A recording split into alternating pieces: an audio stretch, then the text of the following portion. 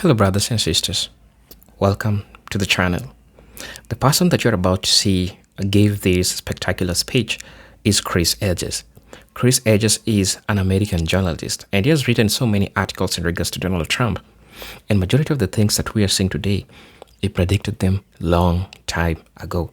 Brothers and sisters, in this video you are going to see Chris Hedges predicting how Trump was going to make the lives of Americans become so much difficult, creating what we call disillusionment, creating what we call economic hardship. And we are seeing this happening today. But what if I told you that these are a couple of things that he predicted long time ago? And he predicted them perfectly. That's what we are seeing happening right now. That's what we are seeing happening currently. So brothers and sisters, as you watch the video, I want you to see this as a warning that he was trying to share. Like he saw this because I think he knew Trump to some extent and he knew exactly what he was going to be doing. So brothers and sisters, I don't want to say much. I just want to let you watch the video and then I'll be back. I'll be sharing my 2 cents in regards to this. And if you're watching me for the first time, kindly consider subscribing to the channel, join the membership, and really get to see what I can offer you. But until then, I want you to watch this video and then I'll be back. I'll be giving my 2 cents. It is not that Trump and his family will use the influence of government to increase their wealth, although this will certainly take place on a massive scale.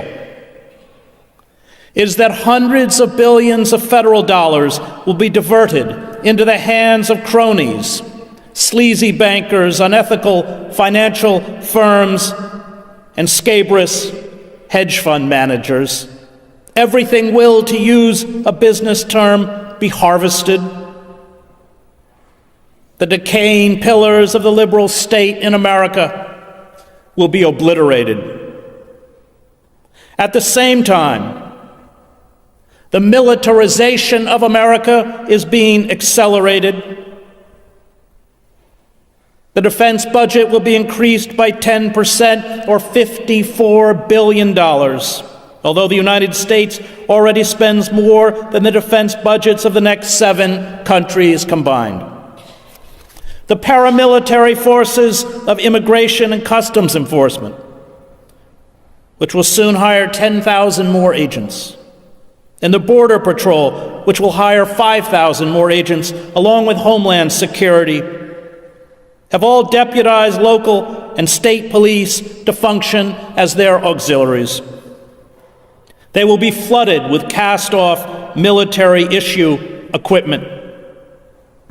These paramilitary forces will not disband once they have finished terrorizing and deporting some of the 11 million undocumented workers in the United States. They will turn on their next victims, Muslims, African Americans, Asians, dissidents. This militarization of society is designed to carry out the race war that Trump and those around him see as inevitable at home and abroad. In poor communities of color, this race war has already begun. Racial profiling, random police stops, raids at homes and businesses, people of color pulled from vehicles at checkpoints, seizures of individuals with no criminal records or who never committed a serious crime, imprisonment without trial, expedited deportation hearings, and removal proceedings that violate the most basic human rights. The arrest of a beneficiary of the Deferred Action for Childhood Arrivals, or DACA program, Daniel Ramirez Medina, 23, who, along with the program's other 750,000 successful applicants, had revealed all personal history to the government in applying for DACA status. Parents separated, perhaps forever, from their children. The hunted going underground. The end of the rule of law. The abandonment of the common good. The obliteration of a social state in which institutions and assistance programs, from public education to Social Security and welfare, make justice, equality, and dignity possible. White Europeans who are undocumented are not being targeted. The executive orders of Trump are directed against people of color. They begin from the premise that white Americans are the true victims of neoliberalism, deindustrialization, and falling living standards. The Trump orders are written not to make America great again, but to make America white. They are an updated version of the Nazis' Nuremberg laws, the Jim Crow laws, the Chinese Exclusion Act, and the Naturalization Act of 1870. They are intended to institutionalize an overt racial hierarchy in the United States, one already far advanced in the miniature police states where people of color live in marginal communities. In these impoverished enclaves, there is no right to trial or due process. Militarized police kill with impunity, and the courts lock people away, often for life. Rights are treated as privileges that can instantly be revoked. The poor, especially poor people of color, are exempted from moral consideration. They are attacked as impediments to social cohesion. And these impediments must be eliminated. Jews, their community centers enduring threats of violence, and their graveyards desecrated, will also be persecuted. American fascism is rapidly being cemented into place by uniformed and heavily armed paramilitary goons, clutching the flag and the cross, and reciting the Pledge of Allegiance and the Lord's Prayer. Little or no prospect of rescue from individual indolence or impotence can be expected to arrive from a political state that is not and refuses to be a social state. The sociologist Zygmunt Bauman wrote, "Without social rights for all, a large and all probability growing number of people will find their political rights of little use and unworthy of their attention. If political rights are necessary to set social rights in place, social rights are indispensable to make political rights real and keep them in operation. The two rights need each other for their survival. That survival can only be their joint achievement."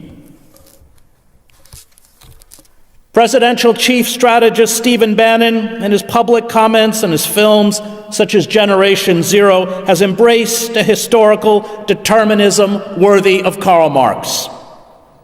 He posits that Western culture has been contaminated and is being destroyed by darker races and barbaric religions and belief systems.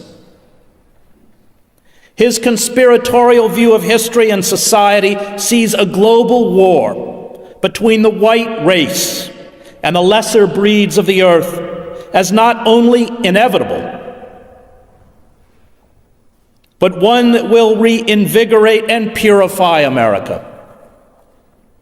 This idea of regeneration through violence, which has always been part of the American myth, is also a central tenet of fascism. Racists and conspiracy theorists such as Bannon, Michael Anton, Stephen Miller, Sebastian Gorka constitute Trump's ideological brain trust. Gorka goes so far as to argue that the failure to understand the evil of radical Islam stems from a systematic subversion of the national security establishment under the banner of inclusivity, cultural awareness, and political correctness. In a 2014 speech, Bannon said, "I believe we've come partly off track in the years since the fall of the Soviet Union And we're starting now in the 21st century, which I believe strongly is a crisis both of our church, a crisis of our faith, a crisis of the West, a crisis of capitalism. There is a major war brewing that's already global. Bannon said it's going global in scale. And today's technology, today's media, today's access to weapons of mass destruction, it's going to lead to a global conflict, and I believe has to be confronted today. Every day that we refuse to look at this as what it is and the scale of it, and really the viciousness of it, will be a day where you will rue that we didn't act. Bannon is a proponent of the theory popularized by authors William Strauss and Neil Howe in their books Generations, The History of America's Future, 1584 to 2069, and The Fourth Turning, an American prophecy, what the cycles of history tell us about America's next rendezvous with destiny. These authors argue that roughly every 80 years, or an average human lifespan, the country goes through a cataclysmic crisis. This crisis triggers war, industrial slaughter, and genocide, and lasts for a decade or more. In its aftermath, they argue the social order is rejuvenated. Strauss and Howe highlight the American Revolution of 1775 to 1783, the Civil War, the Great Depression, and World War II as examples of how the cycle works. Pseudo-intellectuals such as Strauss and Howe play the role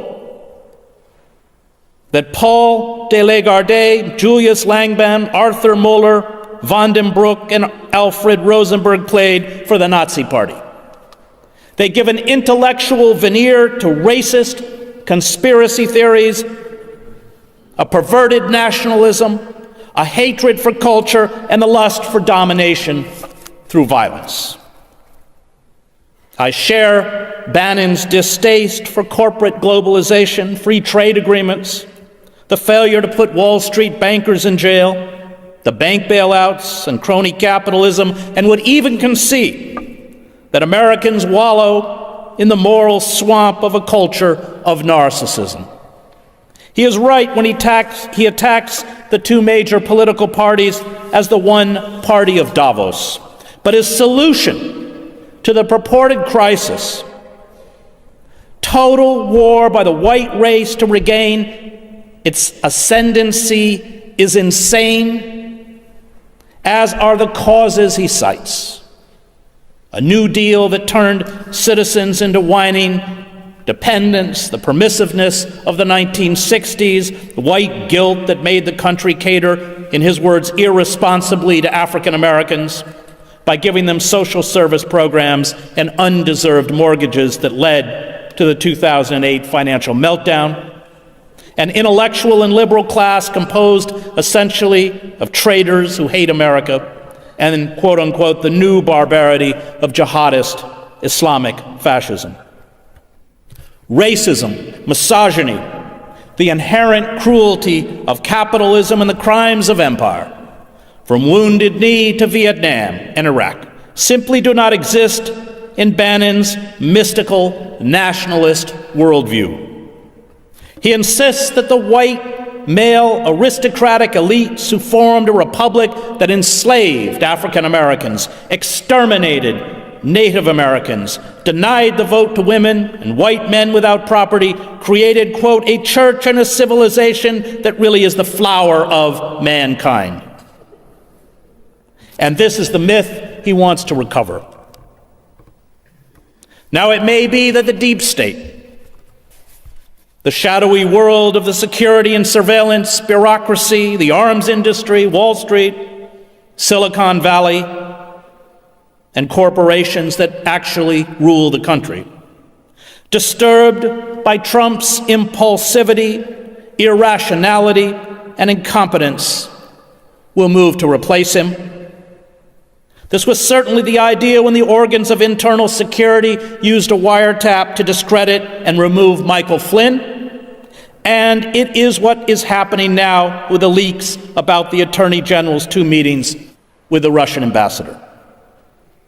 But the ascendancy to the White House of Michael Pence, a more polished and disciplined politician who will advance the agenda of the Christian right, will not make things better, and indeed, they may make things worse. Those being placed now into power are agents of destruction. Betsy DeVos is moving to defund our system of public education and use government vouchers to expand corporate charter school chains and those run by the Christian right. Scott Pruitt is dismantling the Environmental Protection Agency. He has already called for a 25% reduction in the EPA's budget, the elimination of 3,000 jobs, and the slashing of numerous programs, including a 70% cut to its climate protection program that oversees cutting emissions of greenhouse gases. Bannon was the dark hand behind the ban on Muslims entering the United States from 7 Muslim-majority countries, a ban you can expect to see extended if the Trump administration is successful in removing a stay issued by a district court or issuing a new executive order. Bannon was behind the order to the Department of Homeland Security to draw up lists of Muslim organizations and individuals in the United States that, in the language of that executive order, have quote-unquote been radicalized and provided material support to terrorism-related organizations in countries that pose a threat to the United States. Such lists will be used to criminalize Muslim leaders and the institutions and organizations they built. Then, once Muslims are dealt with, there will be new Homeland Security lists that will allow the government to target the press, activists, labor leaders, dissident intellectuals, and the left. Lenin wanted to destroy the state, and that's my goal too, Bannon told the writer Ronald Radash in 2013. I want to bring everything crashing down and destroy all of today's establishment. This culture of destruction was launched 4 decades ago by corporate forces. The corporate elites, terrified by the mobilization of the left in the 1960s, by what the political scientist Samuel Huntington called America's excess of democracy, built and funded counter-institutions to delegitimize and marginalize critics of corporate capitalism and imperialism. They bought the allegiances of the 2 main political parties. They imposed obedience to the neoliberal ideology within academia and the press. This campaign, laid out by Lewis Powell in his 1971 memorandum titled Attack on American Free Enterprise System, was the blueprint for the creeping corporate coup d'etat that 45 years later is largely complete. The dismantling of democratic institutions, places where the citizen has agency and a voice, is far graver than the ascendancy to the White House of the demagogue Trump. The coup destroyed our 2-party system. Labor unions are a spent force. The press is corporatized. Universities have been purged of dissidents and independent scholars who criticize neoliberalism and decry the decay of democratic institutions. Public broadcasting and the arts, places where voices not beholden to corporate power should find a sanctuary, have been defunded and forced to beg for corporate money, which of course comes with corporate censorship. And it is expected that what little money the government gives to public broadcasting and organizations such as the National Endowment for the Arts will soon be eliminated under Trump. The courts have been stacked with judges whose legal careers were spent serving corporate power, a trend in appointments that continued under Barack Obama. Money has replaced the vote, which is how someone as unqualified as DeVos can buy herself a cabinet seat. And the Democratic Party, rather than sever its ties to Wall Street and corporations, is naively waiting in the wings to profit from a Trump debacle. This coup destroyed more than our democratic institutions. It destroyed the very credibility of liberal democracy. Self-identified liberals such as the Clintons and Obama mouthed the words of liberal democratic values while making war on those values in the service of corporate power.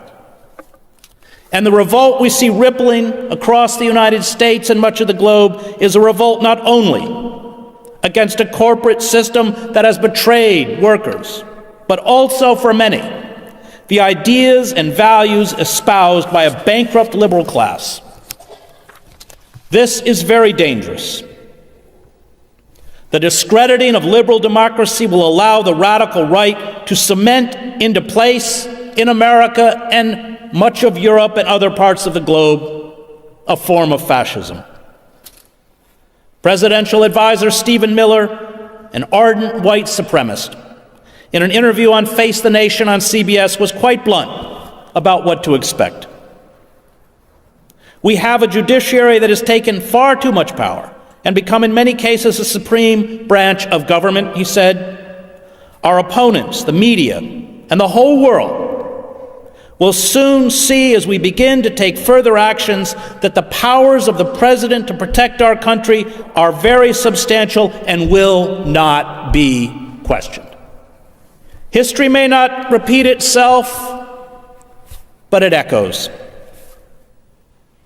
The framers of the Constitution, steeped in the rise of empire and death of democracy in ancient Greece and Rome, attempted to provide checks and balances to keep the American republic from falling like their ancient counterparts into oligarchy and tyranny. This knowledge of the past, dismissed as frivolous by our consumer culture and business elites, allows us to recognize the familiar warning signs on the road to tyranny. If we studied the collapse of ancient Greece, Rome, the Weimar Republic, or even the former Yugoslavia, we would be far more alert to the current march towards despotism. Thucydides, who wrote that the tyranny Athens imposed on others, it finally imposed on itself, is a far better guide to our future than Milton Friedman or Ayn Rand. The historian Fritz Stern, in The Politics of Cultural Despair, his book on the rise of fascism in Germany, warned repeatedly of the danger of a bankrupt liberalism. Stern, who saw the same dark, irrational forces at work today that he watched as a boy in Nazi Germany, argued that the spiritually and politically alienated are the prime recruits for a politics centered around cultural hatreds and personal resentments. And Stern told me that in Germany, there was a yearning for fascism before the word fascism was invented. They attacked liberalism, Stern wrote of the fascists emerging at that time in Germany, because it seemed to them the principal premise of modern society. Everything they dreaded seemed to spring from it. The bourgeois life, Manchesterism, which is laissez-faire capitalism, materialism, Parliament and the parties, the lack of political leadership, even more, they sense in liberalism the source of all their inner sufferings. Theirs was a resentment of loneliness. Their one desire was for a new faith, a new community of believers, a world with fixed standards and no doubts, a new national religion that would bind all Germans together. All this liberalism denied, hence they hated liberalism, blamed it for making outcasts of them, for uprooting them from their imaginary past and from their faith. It turns out 45 years later that those who truly hate us for our freedoms are not the array of dehumanized enemies cooked up by the war machine. The Vietnamese, the Cambodians, Afghanis, Iraqis, Iranians, or even the Taliban, Al-Qaeda, or ISIS.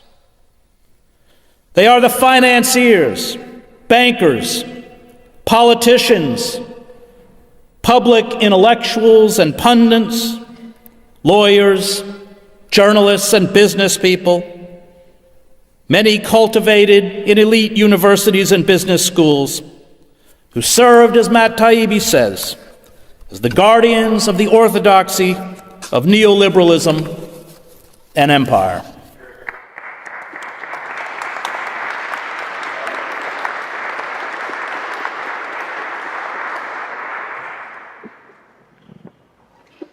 In the twilight phase of capitalism, wealth is no longer created by producing or manufacturing. It is created by manipulating the prices of stocks and commodities and imposing a crippling debt peonage on the public. Our casino capitalism has merged with the actual gambling industry. This is an economic model designed to prey on the desperate young men and women burdened by student loans, underpaid workers crushed by credit card debt and mortgages, bankrupt towns and cities forced to borrow to maintain municipal services and sell off municipal assets, from sewers and water treatment plants to their parking authority to corporations. Casino magnates such as Sheldon Adelson, who has advocated attacking Iran with nuclear weapons, and hedge fund managers such as Paul Singer, who buys distressed or defaulted bonds at pennies on the dollar and then sues for full repayment, which is how he trashed the Argentine economy, and Robert Mercer, add nothing of value to society.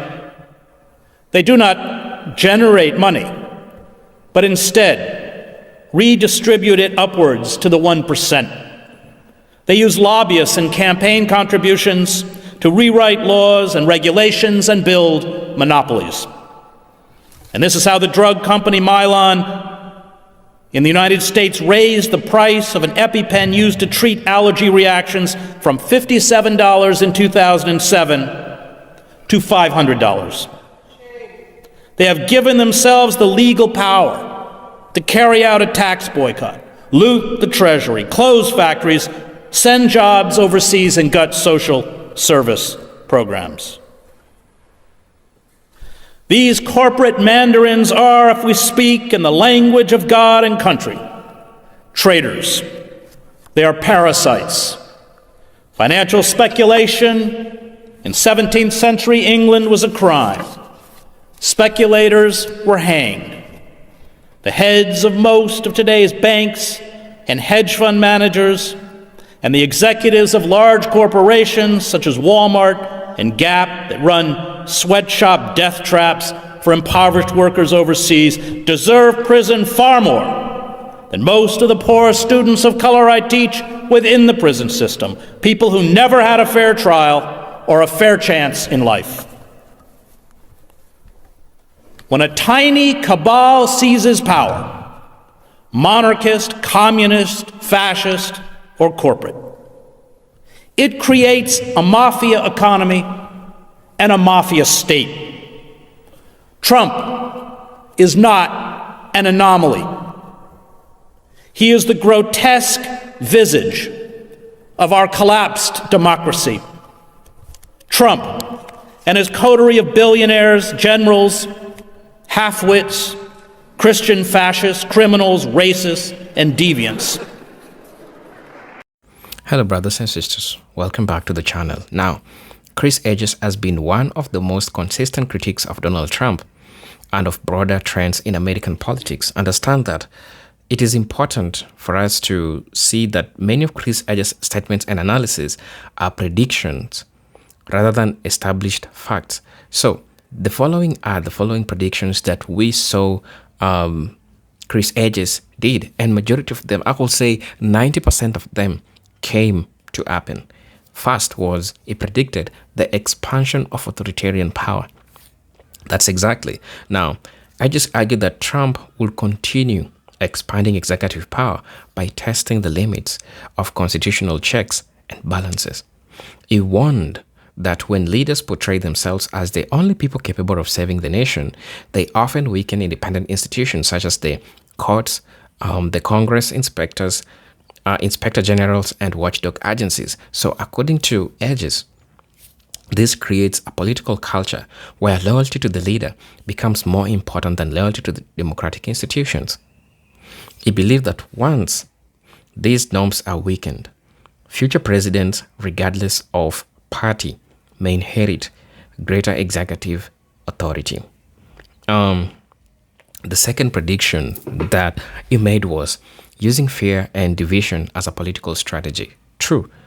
One of Hedges' most repeated predictions was that political polarization will become an essential governing tool. He argued that instead of trying to unite Americans, Trump will frequently frame politics as a battle between real Americans and perceived enemies, whether immigrants, political opponents, journalists, or other groups. Hedges believed that this constant state of conflict distracts the public from economic concerns such as wages, healthcare, and housing, while deepening mistrust among citizens. Another prediction that he gave, the third one, was economic inequality will continue to grow. Hedges maintained that Trump's populist rhetoric will not fundamentally change the economic systems that benefit wealthy corporations and high-income individuals. He argued that policies favoring tax reductions, deregulation, and corporate influence would have many working-class Americans facing rising living costs, stagnant wages, and increasing financial insecurity. So, in Hedges' view, frustrations over these, economic pressures could fuel even more political instability. Right. And the fourth factor that he also tried to address was the decline of independent journalism. Another warning from Hedges concerning attacks on credibility of the press. He argued that repeatedly describing mainstream news organizing as dishonest or politically motivated could cause many citizens to reject independent reporting altogether.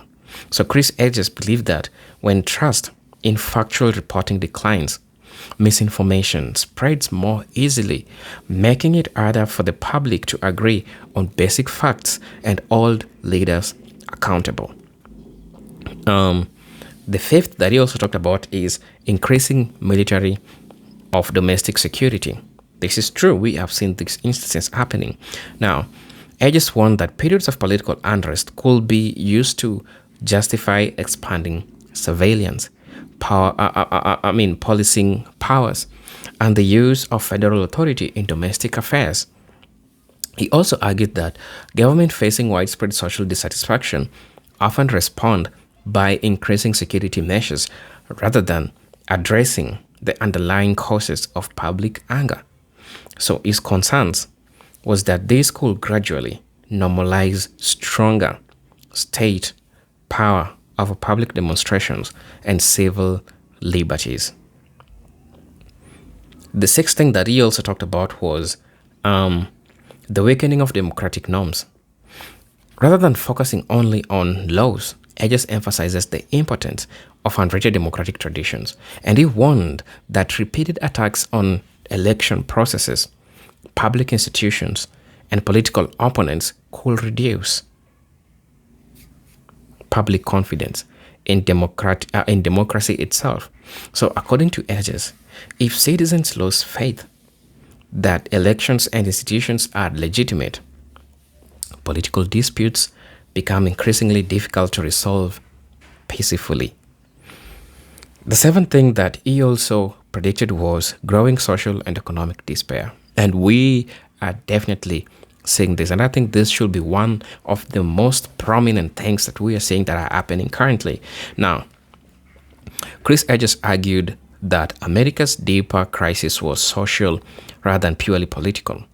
He predicted the unresolved problems, including expensive healthcare, unaffordable housing, student debt, declining job security, mental health challenges.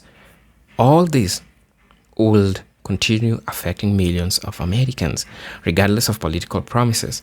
He believed that unless these structural issues were addressed, many people would become increasingly disillusioned with both major political parties. Right?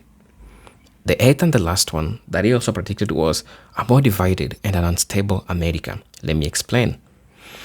Perhaps Hedges' prediction was that the United States will become increasingly polarized, with trust declining between citizens and institutions. He argued that when political identity becomes central to people's lives, compromise becomes more difficult and public disclosure grows more hostile. Chris Hedges warned that this environment could produce a recurring cycles of political conflict, protests, legal battles, and institutional crisis, making governance more difficult and leaving many Americans feeling uncertain about the country's future. So, brothers and sisters, please let me know what you all think about this, right? As you know, I'm your host and presenter Generic Stories. Until then, let me see you in my next video. Until then, peace, love, and harmony. Salute.